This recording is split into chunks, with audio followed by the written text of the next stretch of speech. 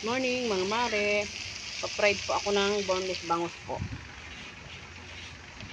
Ito, dadalhin niya sa sa kulungan kasi meron silang dadalawin na asawa ko. Kabro nila. Tapos nagsisigang ako ng ilang pirasong bangus para sa aking jowa. Yung sa amin binoneless ko kasi ayaw ng mga anak ko lang may tinik. Ito hindi siya boneless. Dadalhin na naman siya sa kulungan eh.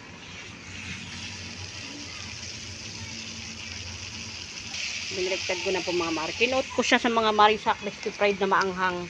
Kasi gusto ng mga anak ko yung spicy. Mga bata may sa maanghang. O mga mare, aking sinigang na bangus. Sinigang na bangus. Asin po niya kasi isang buo nilagay kung ano dyan. Tapos ito yung ating fried na ito ang ating bangus at ating sinigang. Kain po tayo. Bye bye.